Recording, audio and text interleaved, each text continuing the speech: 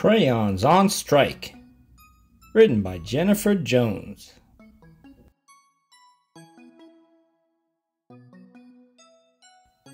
Of all the writing tools that are in the classroom hutch, we are the most colorful, but we are not thought of very much.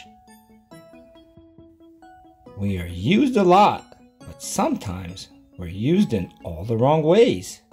We are ground down to wax bits and mistreated on many days. Some children don't think twice when they reach out for red. They hold him with their fingers and snap him on his head. Or when they twirl Violet, ripping her paper off all around, Violet loses her protective wrap when her label ends up on the ground. But Blue may have the worst of it, because often he's broken apart into tiny bits. He's sprinkled across the chair on which everyone sits. Can you imagine what it feels like to be sat on, crushed, or smushed? To be treated in a way that is hurtful and unjust? The worst was when we were left out in the windows by the sun. We were forgotten about in the heat until the day was done.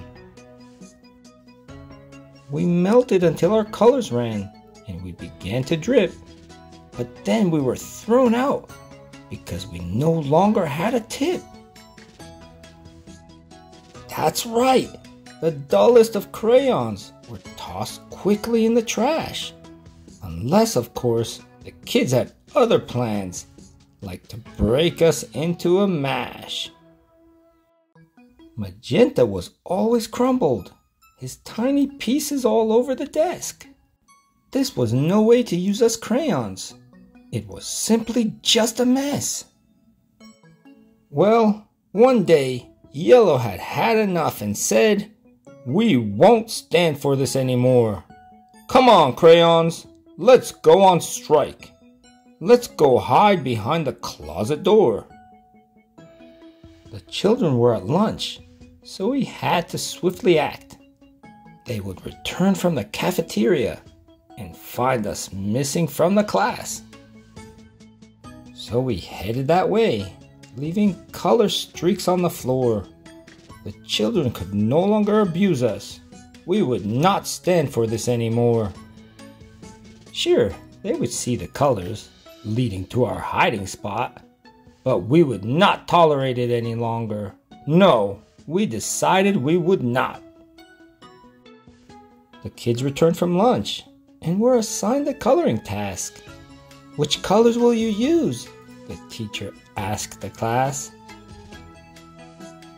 The students had to draw their families using as many colors as they could find.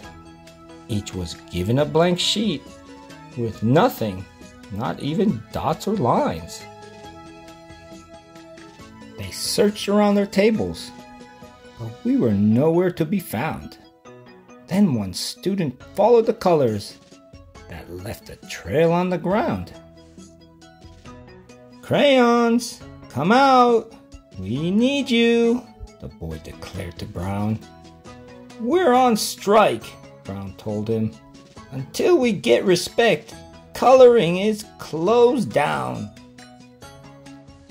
The boy called a class meeting. "Let's tell them what we'll do to show them respect and take care of them too. Please come back, crayons. Please come back to stay. We've learned our lesson. Let's start a new day. We'll make our classroom a total respectful zone. We'll treat our tools with care so you will feel right at home. In our supply boxes, we'll tuck you neatly away so that you will always be there, and we'll have you each day. Then we can complete our work and it won't be a chore. We'll respect our tools. We've learned our lesson and more." We were so delighted about taught their respect and communication, and we were treated from that day on with much love and affection. We helped the children with their projects, just like we always do. In the end, they marveled at all the colors, and we were proud of their artwork too.